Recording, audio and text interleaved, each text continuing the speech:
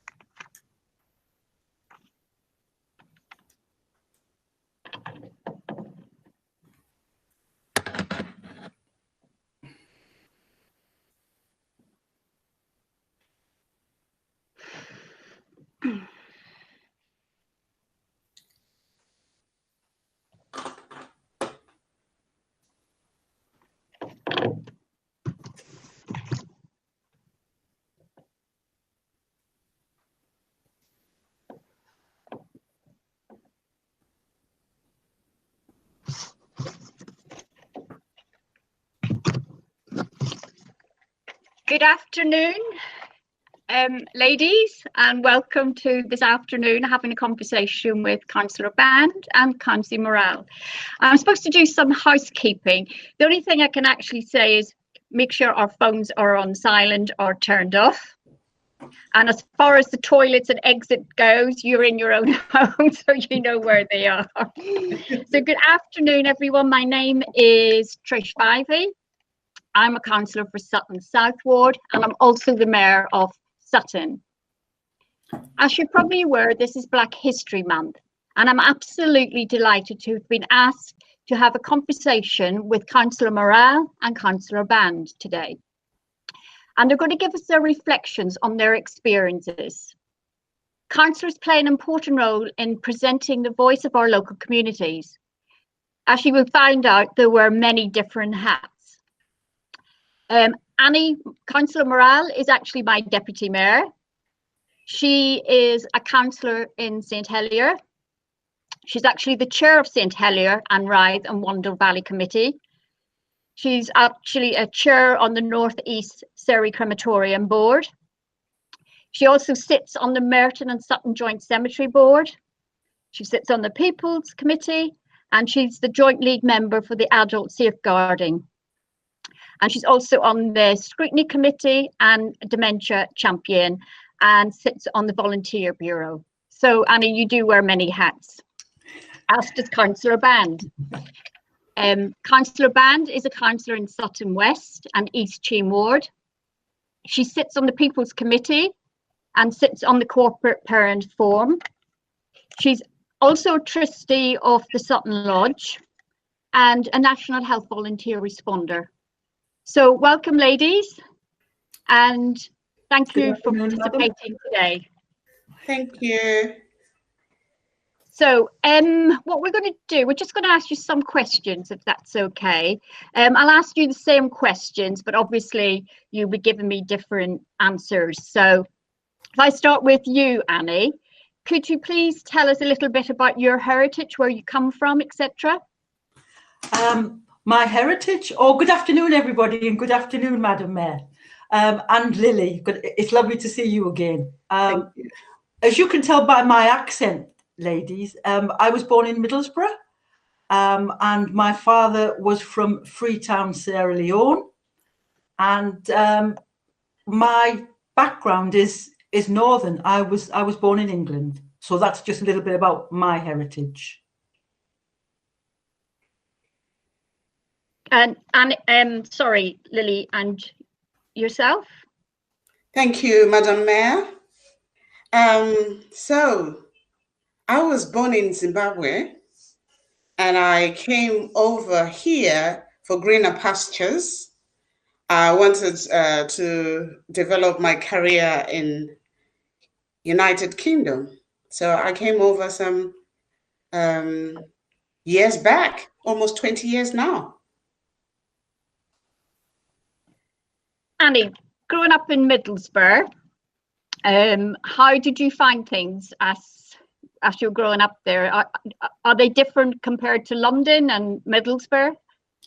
It was a really difficult childhood because I'm mixed race, and one of the first families. You can imagine my father went to Middlesbrough in 1947. I was born in 1953. A really, really different place then. I decided to leave home at 17 and ended up in London, which was a little bit more cosmopolitan, and I'll use the word more tolerant of race. But going through my life, I've always had difficulties, because I am mixed race, with the black side of my heritage and the white side of my heritage. And I hope to speak about that a little bit later, Madam. Okay, brilliant. Thank you, Annie. And same question to you, Lily. You obviously grew up then in Zimbabwe and came over here 20 years ago. What was it like growing up in Zimbabwe? So growing up in Zimbabwe was really nice. It was after the independence. So yeah, I managed to go to A schools, schools that used to be for the British. So yeah, it was actually really nice. I had the family. We growing up in Zimbabwe, we have the family together, and we have uncles and aunties, and family is always an extended family. So you're cushioned. So when I was back home, I had the cushion from the family and the extended family. It was different coming over here. Do you go back to Zimbabwe? So I go home every 2 years. I visit Zimbabwe every 2 years because my siblings are still in Zimbabwe. My mom and dad are still in Zimbabwe. And Annie, have you been to Sierra Leone? No, I haven't, and that's something I'll do when I have time. And at this time in the world, it's difficult to travel, but I will go back. My father had an extended family there. Unfortunately, since his death, I haven't kept in touch with people, but it's on my to-do list. It's on your bucket list. On your bucket list. Yeah. Thank you for that. Right, so obviously you wear many different hats as a councillor. You get involved a lot in the community. But what was your professional background prior to being a councillor, or are you still working and doing that role as in your career? If I can start with you, Lily, if that's okay. Thank you, Madam Mayor. Yeah, so please, Lily, please call me Trish. Annie, both call me Trish. Okay, thank you, Trish. Thank you. Yeah, so here I am actually a teacher at a local school, and it's a school for autism. So I've been in the school for 7 years now. Yes, and each day is different at my work. I enjoy it. It's quite fulfilling. When we have our students making those little small steps, for us, it's really fulfilling as a parent and as a teacher. And we do have, so it's the school I teach at, we have got students with the whole range of the spectrum of autism. So we have got high functioning autism as well, and very lower functioning students. Yeah, so I've been in all the pathways, the lower, the middle, and the upper. And it's actually, yeah, it's something I enjoy doing. I get support from my colleagues and the senior leadership. And yeah, it's actually interesting. I enjoy doing it. So that's what I do. I'm a PSHE lead for my school as well. So I lead the PSHE department. So I'm still working, and the time that I have to spare, I actually am an NHS responder. So this started during COVID when I was at home and also recovering from being ill. I had the opportunity of ringing our residents, those who needed somebody on the other end just to talk to them. And this hasn't stopped. It's something that's still happening. And it's something that people who are still in isolation, people who are lonely, they really appreciate the work that is being done by our volunteers. And I'm part of that. So obviously you've got a very challenging job in what you're doing and rewarding, obviously. Were you was your school opened up during the whole of the lockdown period, or did they have to close?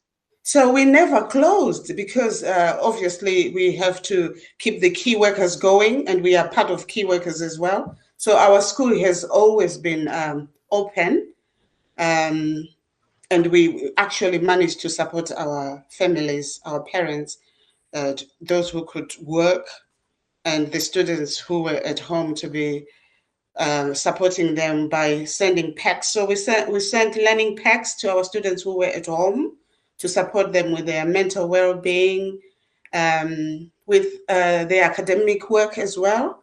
And the students who we had at school, they were on a timetable with the PSHE as part of it to ensure that we were supporting their emotional and their mental well-being and other core subjects. So yeah, we have been open. And can you tell us a little bit about being the NHS First Responder? What does that entail? What do you do there? So what happens is you receive a call. It's like you hear a siren and it tells you exactly who you should be ringing. Because for me, I just phone people that I'm given names to ring, and you chat to them, you talk to them about how they are finding being in isolation, if there's any help they need. And that's very important when you are on your own, in lockdown. You need people to talk to, because some of our residents all over the United Kingdom, they need people to talk to, those who are lonely. So you receive that phone call just once. You never ring a person twice. Right. Yeah, to ensure that there is no fraud and all that. So you just get to speak to a person once. And it's really fulfilling. It's really nice when you talk to someone and they ask you, where are you from? And I'm like, I'm ringing from Saturn. And they're, oh, thank you very much. You know, it's nice. It's really fulfilling. Thank you. And Annie, what was your background? What did you do before becoming a councillor? Oh, I worked for the London Borough of Sutton since 1980, and then in 2006 I was 2P'd over to Sutton Housing Partnership. My background, sheltered housing. I've always been in the care profession. And the many changes that happened within Sutton in that time. I'd just like to add to Lily's about the volunteers and the things that that Sutton has actually achieved through COVID has been absolutely phenomenal. The phenomenal work from every organisation, and the volunteers have definitely stepped up to the plate and beyond in Sutton. But I'd just like to add, Lily, that even though you weren't working, you were doing something that a lot of people were doing to keep people safe, and I commend you for that, Lily. Unfortunately, I was too busy, but I live in an area where there is a lot of elderly people, and I found myself doing shopping, looking for lights that went on or didn't go on to ensure that people were safe. But going back to my work, Trish, my work in the community was incredibly valuable. At that time, Sutton had one of the best sheltered housing services in England. It was a first-class service, and people were genuinely safe. And we connected as sheltered housing officers to all the other partners, ensuring that residents were kept safe. Working with families, which is still happening. The service has changed to older people services, but the service is still well run and supports people's well-being now. It's a different service. It's an independent living service. But that was my history. In 2017, I retired. So of course, when you retire and you still have a lot of energy, I found myself in this role, which I can expend a lot of the energy. That's why I think I'm on so many committees, Trish, because I'm still energized enough to do this, and I love it. So yeah, that's me. Thank you. And Annie, now just getting straight into that, why did you get into politics? What made you get into politics? You retired, you would have thought you would like an easy life, go off traveling here and there. So what made you get into politics? Well, first of all, I had two choices. So let me talk about my dream first. My dream, because I'm an alternative therapist. I do reflexology, sports massage, and something called pulsing, which works on a psychotherapeutic level. And I wanted to have a cave in southern Spain where I would become self-sufficient, and I could run my little holistic business. And then all of a sudden, I met the formidable Councillor Crosby, Councillor Heron, and our leader, Ruth Dombey, and here I am. I don't think I was talked into it, although my arm's still halfway up my back. No, I'm joking, I'm joking. There were things that were discussed that made me think that I could make a difference, and with the support of the people that were around me, I believe that that's what's happening now. So yeah, but I had two choices, so this is my choice now. So yeah. Well, it's obviously clear from both of you that you really do work in your community and do a lot for your community. So I guess it's quite a useful step to go in as a councillor. So you're more hands-on, I guess, in certain things. So Lily, why did you? Trish, can I just say to that, and I don't know about you, Lily, but when you're not a councillor and you're just an ordinary resident, well, not an ordinary resident, that's the wrong word, but just a resident, and we all have our opinions, we all have our perceptions.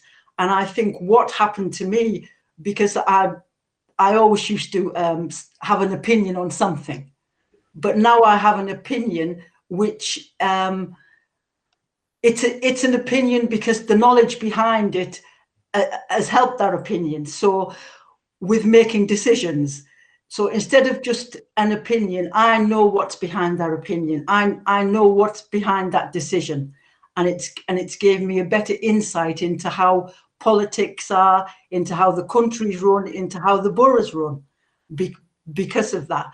So I would say before I became a councillor, I was quite, and I'll use the term for myself only, I was quite ignorant about how things worked. Now I think I'm more knowledgeable, but there's still more knowledge that I'm gaining every day. I learn something new every day. I don't know about you with that, Lily? Yes, I totally agree with you. We learn every day. It's a continuous process. We learn from our residents. We learn from, in my case, from my students as well. I learn from my colleagues at my local school. I learn from my colleagues, from you, Anne. How many times have we been talking, phoning each other? Yes, so from councillor colleagues, yes. Yeah.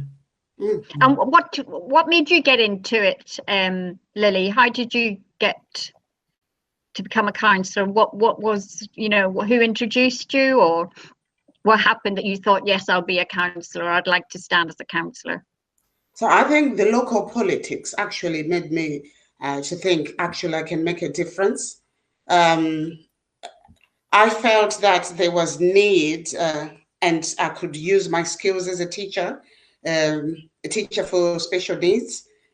We, unfortunately, the council we had failed Ofsted, and I felt that, well, I'm a teacher, I've got the skills I can share. That was what drove me into politics. I felt that I could actually make a difference. I could speak to the parents. I could understand what they were going through.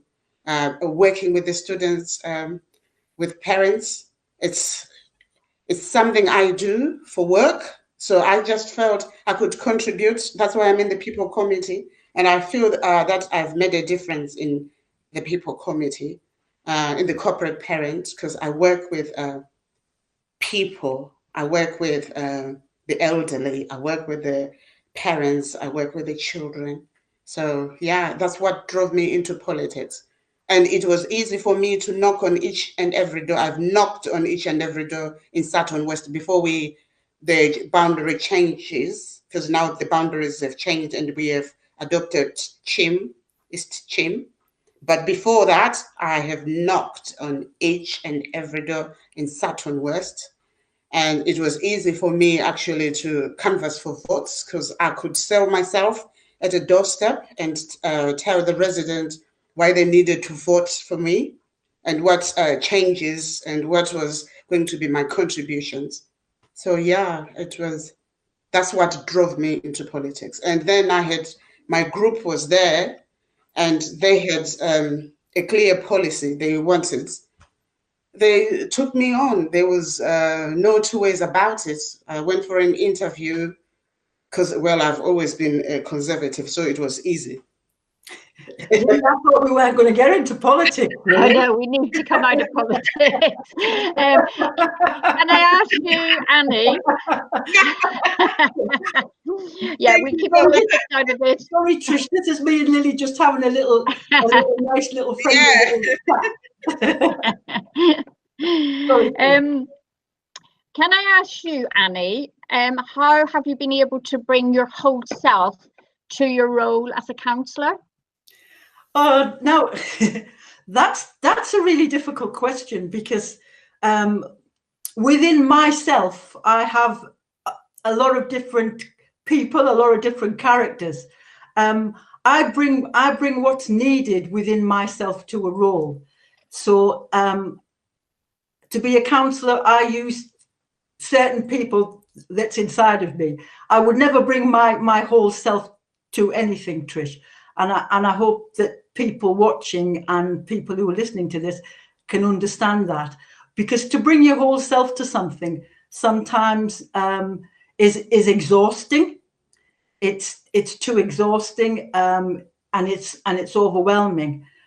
I bring lots of skill, I believe, to my role, but my whole self, I keep that for myself. Thank you, Annie. And Lily? Well, at the moment, I'm managing to actually bring myself to bring my whole self. I still feel very energetic. I just have to be very busy. If I don't get busy, I'll get bored. That's one thing with me. I get bored. If I do something for a long time, I really get bored.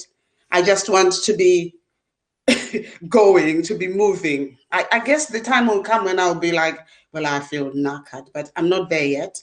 So at the moment, I managed to go to school Monday to Friday, yes. And I've got my weekends to look at what's happening in my wards. I've got the evenings, I've got the half-term breaks. Yeah, and that's how I manage. And I've got the support of the officers I work with as well, my colleagues, councillor colleagues, my team at school, the support I get from my colleagues at work and the senior leadership. So yeah, I'm managing at the moment to bring my whole self into what I'm doing. Well, you certainly have to have a lot of energy, don't you, to be a councillor. And if you're working and if you're on loads of committees, you're constantly busy. So you have to be very energetic and love work, basically, don't you, as a councillor? Yes, I think it's actually helping to bring my energies, my levels of energies, you know, to moderate. Otherwise, I'll be going, keep going. So I need that. Thank you. Annie, can I come back to you? Have you faced any adversity given your heritage? And if so, how did you overcome it? Okay. Let me see if I can talk about my past and now. My past was incredibly difficult to overcome it, but I'm here today. It was difficult. It was a different world. There was nothing in place to support people. Now we have hate crime UK, we have laws, we have equality laws, we have things that would have supported me growing up. Now it's a totally different world, and we can access different things. And this is now about the law. The law has improved, and people cannot break the law. Whereas before, the laws were, well, there wasn't many laws. It was just, it was a difficult place, Trish. And I just think to myself that we were talking about different things, Trish, and you know how emotional I would become if I started to talk about the things that had happened. So for me now, it's a totally different world. It has, it's better, and it's going to get even better for those people growing up, because things will change. Things have to change. I think everybody's getting onto the same road now to go forward. So I'll have to stop, Trish, because I'll get emotional, because it's just brought my past straight into my head. So I will stop, but it's definitely better. It is getting better, and society is getting more fairer, which is what we want. We want to have a fair society for everyone. What about you, Lily? What's your experience? So mine has been a journey, obviously, coming here with different culture. Yeah, that's huge. Yeah, absolutely huge. Yeah. So I had to adapt to the different culture. So there were some challenges, because I've got this voice, as you can hear, it's this booming voice. A rich voice. Yeah, I was saying it's a rich voice. So I've got this booming voice. I have to be mindful, because sometimes when I get excited, someone would take me for like I'm shouting or I'm angry, but then it will be just excitement. It won't be anything else. So I had to go through a journey of adapting. What I haven't been able to change is my accent. And I think my accent is my identity. It's absolutely. It shows who I am. But the tone of the voice, well, I try to bring it to, to an acceptable tone. Yeah, it has been a journey. I have, you have to be extremely good at what you are doing when you come into a different country, into a different culture. You have to be extremely good at what you are doing. So I had to go through that, being very good. If I am doing something, I have to be very good at it. So it's a challenge. Yeah, I could imagine it was a huge challenge. Yeah. And you can clearly see that both of you are very passionate as well. So I wouldn't say it was shouting. I would say it was more passionate from both of you. You're very passionate in everything that you do. That says a lot.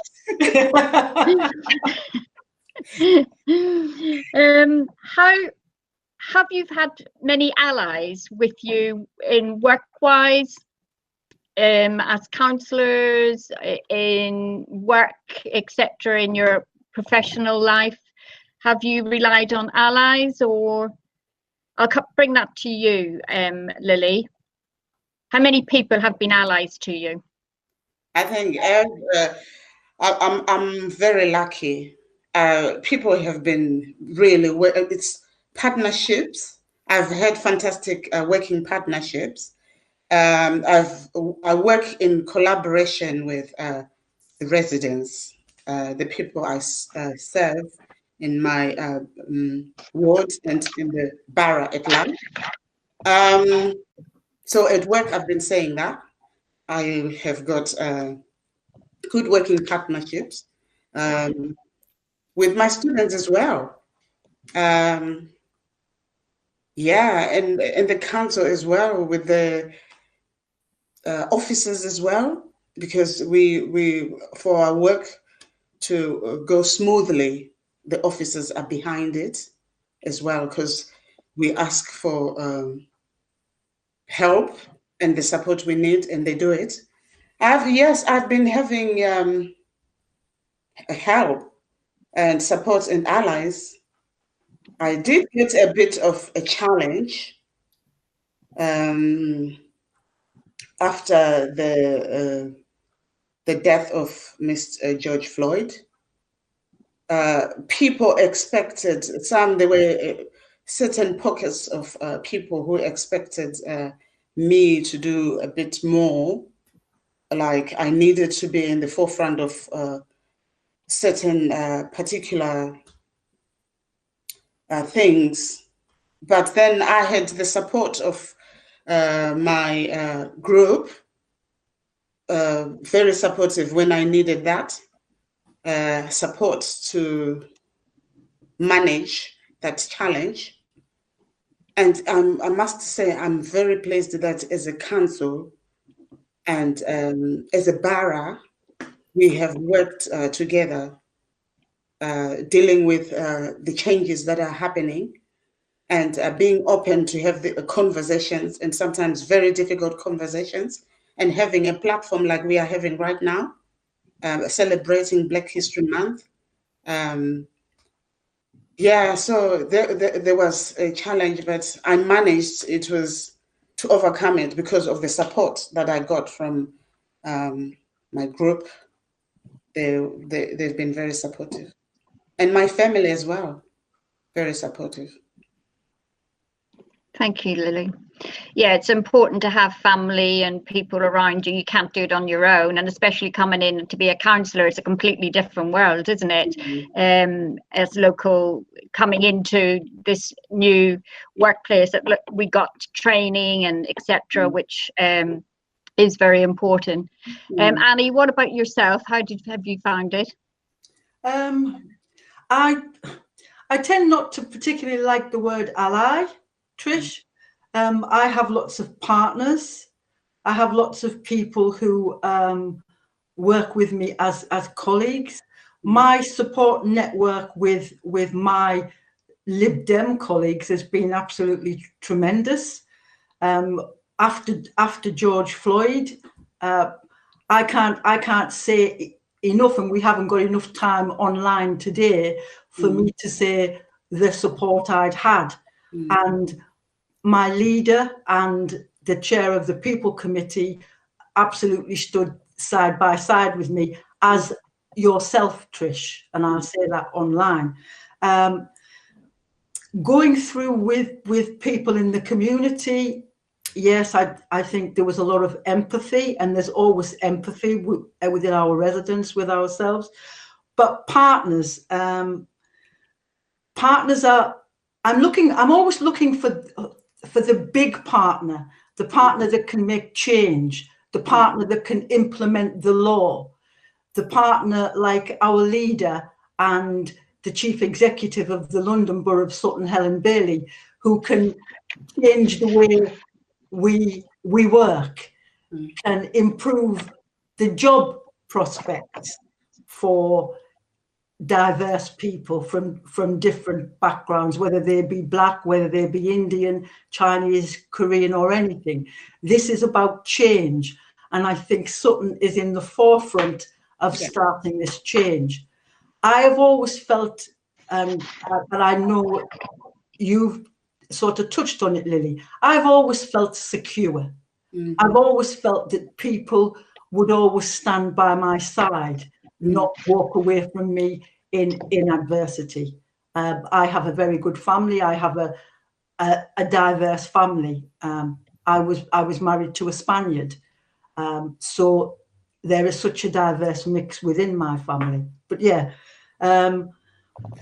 allies is an unusual word, because I don't think at this moment in time I'm at war. But partners for me are many, and that's about. all I can say on that, Trish. Well, you mentioned the word secure, and I think that's a very important word. I think everybody in our community, in the borough, needs to feel secure. And that is what we are all working together for, that everybody feels safe and secure. Going forward, equal, Trish, and sorry? equal. And equal. And equal, absolutely, without a shadow of a doubt. This is about the law. I am your equal. I am Lily's equal. We are equal. Absolutely. This is about the law. Yeah. And just going forward, young children, young people now are going to be our future. And I think this is really important. We need to inspire our young people. What advice would you give to our young people and children regarding encouraging civic participation? Lily. That's a very good question. Yes, it's very important that we start right from early age to teach our children the importance of taking part in their communities. It's vital that they understand that they need to be part and parcel of the community. So I think the curriculum should actually cater for that at a very early age, as early as in primary, early learning, that the importance of working in a community, contributing to the community, being part and parcel of what's happening, because this actually will develop them into adults who know that they need to have a voice, and having a voice is through the ballot. So I think the message for me to the students who are watching at this particular time is take part. What is happening in your community is something you should know what's happening. If you have got youth clubs, be part and parcel of the youth club.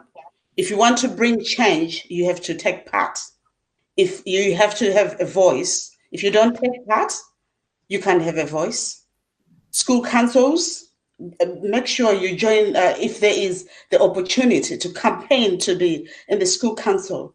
Yes, be part and parcel of the school council. Have a voice. Make use of your representatives that you have in your class who represent you in the school council. Have a voice. You can bring change if you take part. That's what I can leave for the children and the parents as well. We need to be encouraging our children to take part. It has to come from us as parents.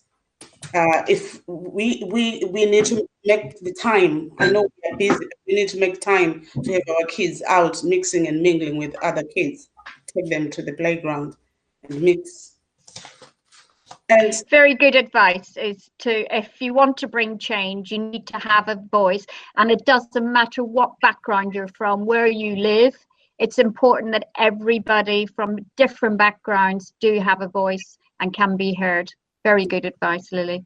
And Annie, what's your thought on that? What advice would you give? I think I just echo a lot of what Lily has said. And schools are our critical thread to children, and the education within this borough is first class. And it's just ensuring children understand their community and where they live. And for me, it's always about harmony. It's always about trying to keep a balance with harmony, with children in school, with people in the borough. And one of the things that Sutton is very good at, and that is it's volunteering. We have a massive network of volunteers, a massive network. And to understand where you live, to understand a little bit about Sutton, before I became a councillor, I knew that we had X, X, and Y, but I didn't realise that we've got A, B, C, D, E, F, G, right to Z. So to get involved with the community, churches are very good. Churches enable people to be involved with different areas. We have a massive network. We have a massive network that needs to be accessed by people. But at the end of the day, I think it starts with the children, and I know that we are changing some of the education policies within that. Education's not my forte, Lily, it's yours, but it's about change, it's about harmony, and it's about working together as a community. And Sutton's very, very good at that, very good. And I think also it's about giving them hope for the future. Because obviously we've gone through a very difficult time at the moment. It's, you know, we've never seen anything like it, and it's about giving our young people hope for the future, which is important as well. And the tools they need to survive. And I know that might sound quite radical, but that's what education is. That's what community is. That's what parenting is. We are giving our children tools to survive in the future. And I believe we give them very, very good tools. Yes. And I know you do, Lily. Yes, and that's where the resilience comes from as well. So it's very important. And it brings our communities together. It really brings our communities together, because when our children are playing, they are mixing with different families. And we're very lucky in Sutton to have extremely good schools. And it's a rich borough, not financially, but in people. Yes, it's very rich. It's very diverse. And well, we find that, haven't we, Annie? We've been going out a lot into the community, and we've just, I mean, it's just astounding how well the communities, different communities have worked together. How we a huge volunteering. I mean, we met somebody this morning. He was coming from Wycliffe, wasn't he, to volunteer, which is amazing, really. All right, so let's go on to another question. I believe it's really important to have diverse leadership. What do you think are the benefits of having diverse leadership and diverse voices, Annie? Oof, what are the benefits? Well, I'm benefiting, and I think everybody's benefiting, because we have such a diverse leadership. We have leaders who want to start shaping different things, start shaping equalities within the workplace, start shaping equalities within Sutton. Sutton is a really, really good place to live. It's a really difficult question, just because we're already sort of 50-60% there, and I know that Sutton embraces diversity, and it embraces diversity. We are all. It's a difficult question, Trish, and I'm going to have to think about it for a few minutes while Lily speaks. Is that okay, Lily? That's fine. We're a diverse group here online anyway. The Irish accent, you've got Northern accent, and Lily's from Zimbabwe. So we represent diversity, don't we? Yeah. We do. So we do have diversity in leadership here in Sutton, and we are aiming to increase it. Yeah. We have already started to look at means and ways of doing that. We had a meeting just last week with our officers. Me and Anna and myself, we had a meeting with our officers, looking that we have got networks already happening. We have got I guess we are getting to a stage where we are going to have a committee. We are working on things that need to be looked at, starting with us as a council. And I must say, we are just like Annie was saying, we are already diverse. We have got members from the LGBT who are councillors. We have got, we are diverse. Yeah. Yes, we just want to increase that diversity. We want that diversity to be seen in our schools. We want, we are already starting that. We are changing, for example, books. We have got, we have looked at our library, and we have now books that are so diverse to encourage our students to read about diversity, different communities. Yeah. Our libraries now have got books to cater for that. Yeah, we are diverse, Lily. We are diverse. We are diverse. Yeah, we are working on it. We are not saying we want to do better than this, and we are working on it. That's what I can say, Trish. We are working on it, and we know what we want to achieve. Yeah, and what it is, I think, Lily, as well. It's about the time frames to implement things. Yeah. And we're always working to implement things very quickly in Sutton, and we mobilize people very quickly, like the groups, Lily, that we belong to. Yes. We've been mobilized incredibly quickly, because when something comes up, it's not about, well, we're just going to talk about it for 3 months. I think that Sutton says, well, we can talk about it for 3 hours, and then for the next 3 months, we're going to implement that. And this is what's happening. I think now we're and I can never say the word innovative. I can never say that. I don't know if you can help me there, Trish. Innovative. That's it.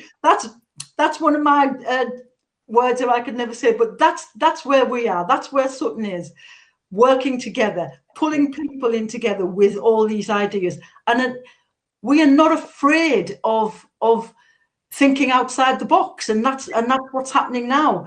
And listening, we are a listening borough, and that's what I found. And I suppose that's one of the things, going back to being a councillor, that's why I've become a councillor, because we are a listening borough.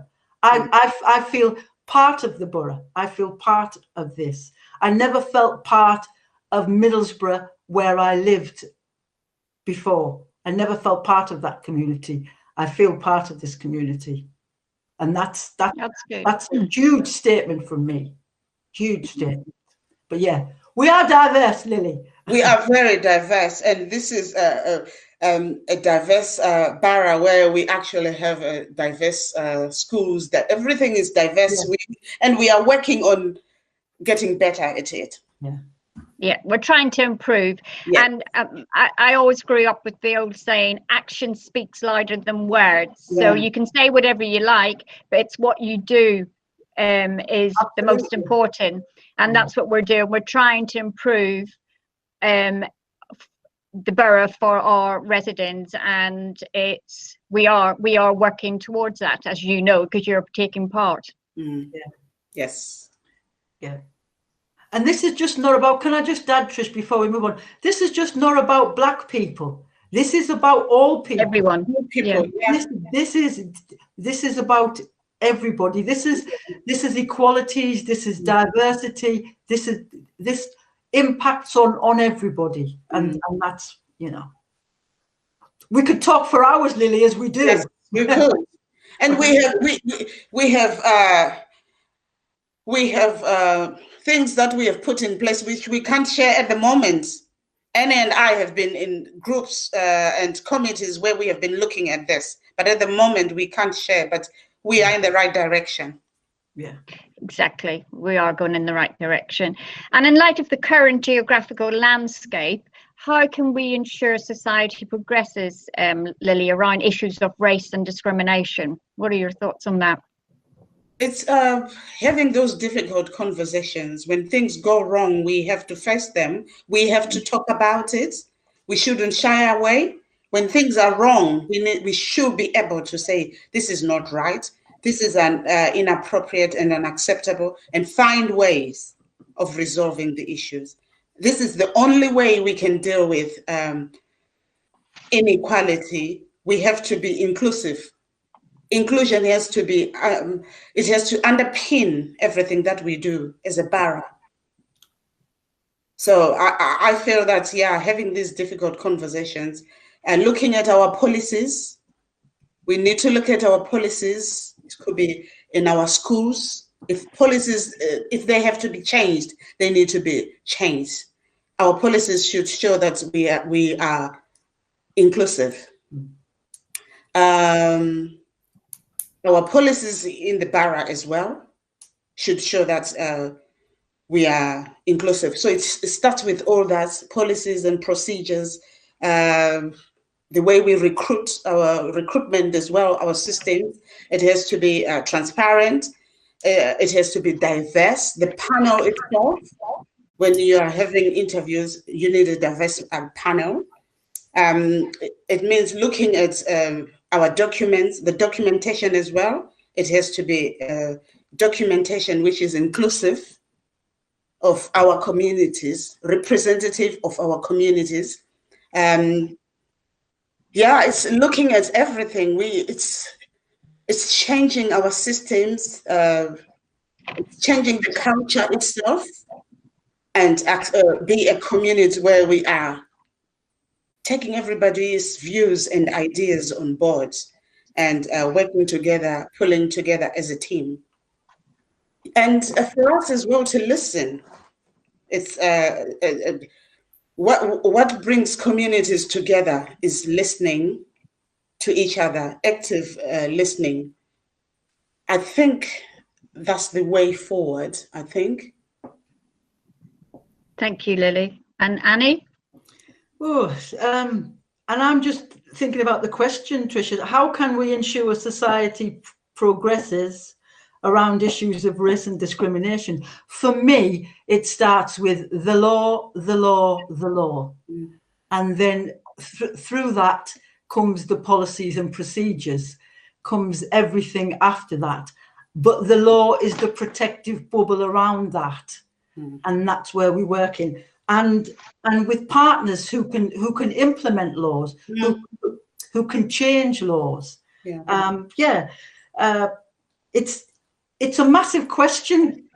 It's a massive question. But for me, always, when something happens, I want to always make sure that the law is protecting me.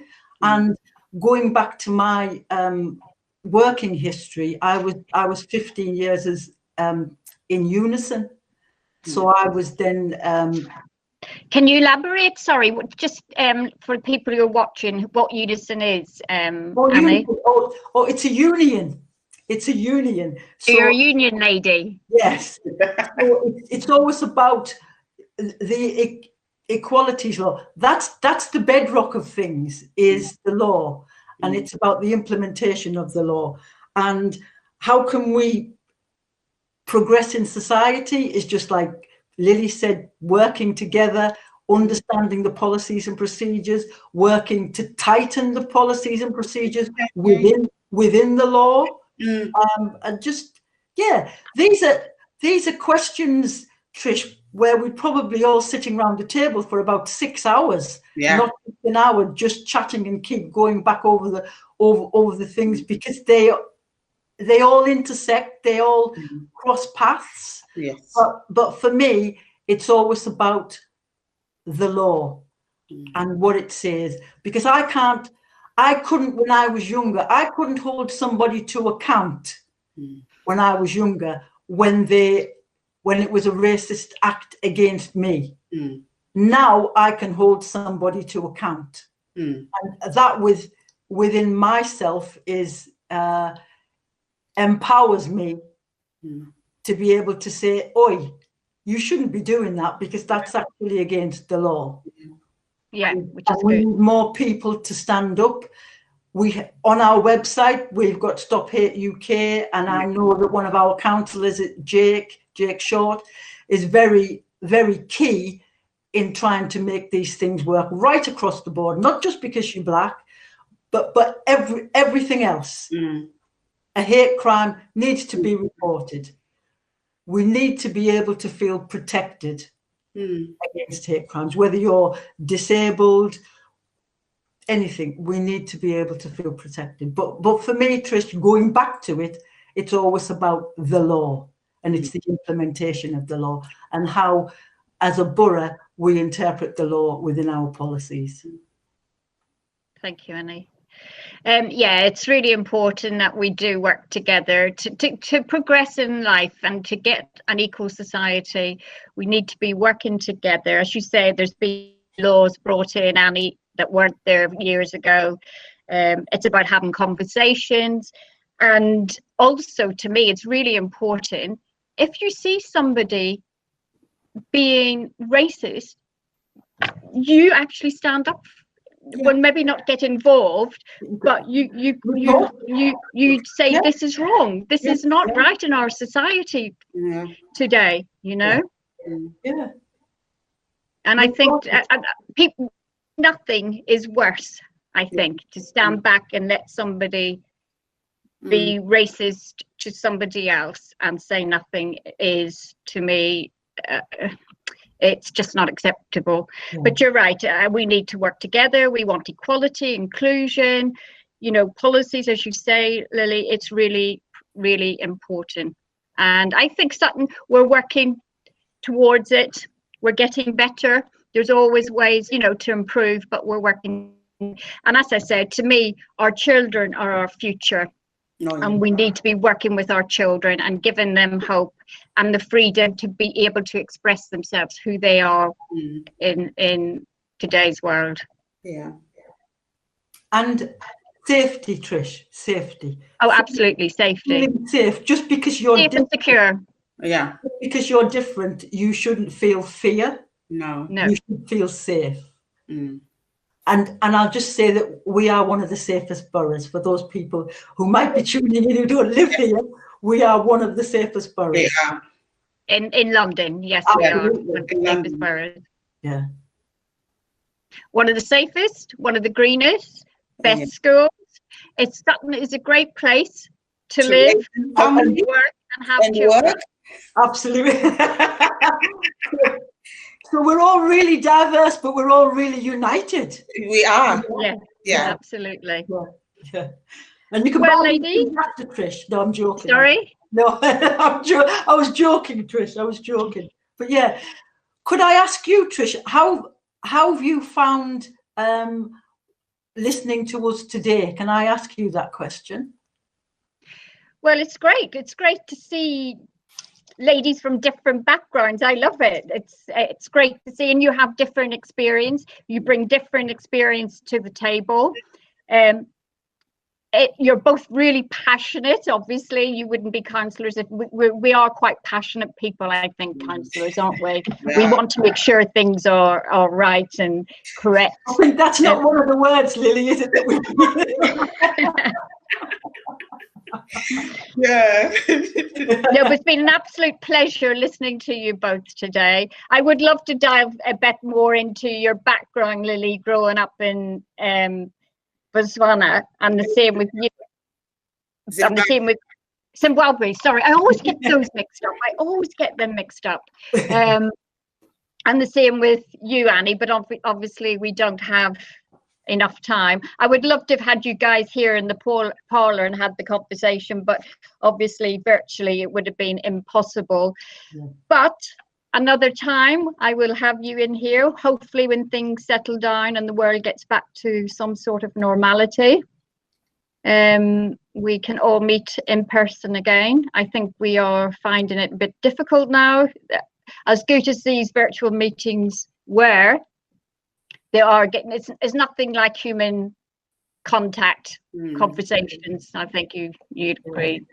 I think it's incredibly difficult sometimes because, you know, as I'm getting older, I'm stopping looking in the mirror and I'm just facing everybody in the world through virtual, which is I get camera shy. I actually get camera shy because I'm a person who is very animated, and this is something where I've had to sort of sit on my hands sometimes, as you know. I'm still working on it. Yeah.